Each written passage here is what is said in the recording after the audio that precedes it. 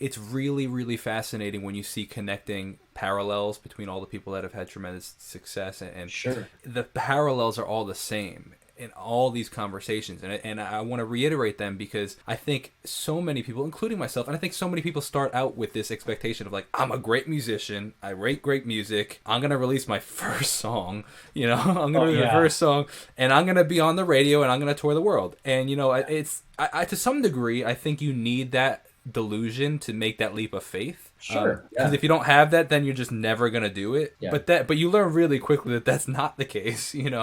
But in all these people that I've talked to that have, that are where they are, so many of them, it starts with this humility of like, hey, I recognize that I'm nobody right now, and I need to put in the work to become somebody. So I need to actually put in the hours of practice, and then not Yeah. only do I need to put in the hours, I need to take opportunities wherever they come. Even if I was just speaking to somebody that's now mixing some pretty top level records, but he started off with cleaning the toilets in a level Yeah. what's it called, Absolutely. studio. He literally was cleaning the toilets and getting coffee, but he was there. He was in this, Yeah. and that, like, the humility of that. And now he's mixing these big records, but like, that's a big difference, and you have to have a long term perspective to see that.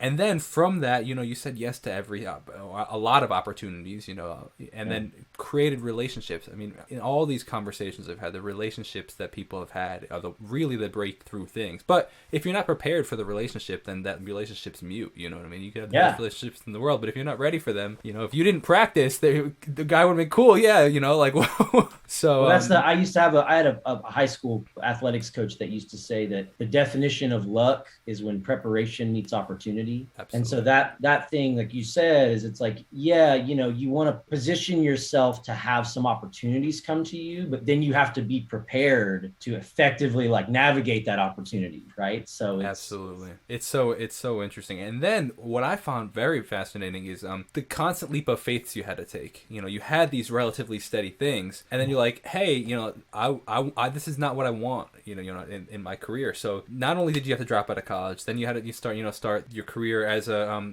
learning the guitar, essentially, like really learning it. Then you started with the touring, and then you started, and then you had to leave that, and that's scary, when you're making some good money, and you got to start. yeah, And then you said you waited it out for a year and a half. So not only did you like leave that leap of faith, hoping into something kind of cushy and fluffy again, you stinking ate yeah. dirt again.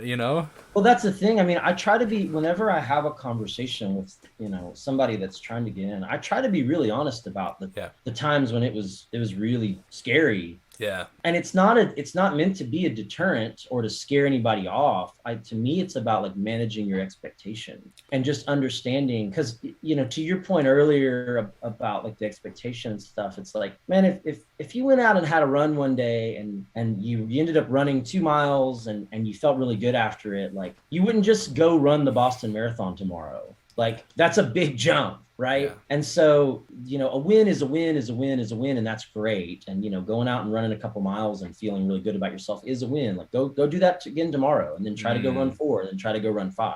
But don't just think that you're ready to go to the Olympics because you had a couple good small wins, right? And it's Like, interesting that some people that opportunity does come to them, they're not prepared for that like again, they get pushed into the marathon comes to them essentially when they're not ready for that marathon, and that's right. it fizzles out really quickly. There's also the broader conversation of like really understanding what you do and what you're maybe right for, because there's still things to this day that I get called for, and I say, man, I'm actually not the dude. Like, it's like, for instance, if somebody wanted to make like a really hardcore jazz record. So sometimes, like, I get called for a lot of Christmas projects around Nashville, especially for country artists. And I'm always honest. I'm like, man, if it's like jazz-ish, or if there's like a jazz number or two, like, yeah, I'd love to be there and I can do it. And everything else will be kind of more in line. But if like you're trying to go make like a Michael Bublé record, like, I'm probably not your guy.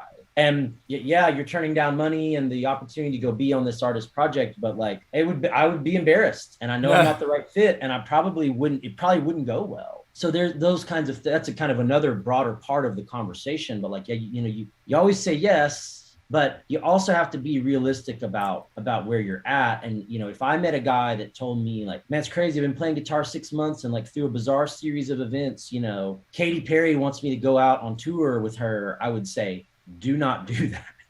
You are this will probably not go well. Like you're not in the same way that, yeah, and my friend that runs the marathons wanted me to go run the Boston Marathon with him tomorrow. It's like, man, you are not ready to run 30 miles right now. Like you're not. So, you know, you have to kind of keep that little part of the conversation intact too. So I always say yes, but not at the risk of throwing yourself into something that's going to end poorly or embarrass you. Yeah, you know, very interesting.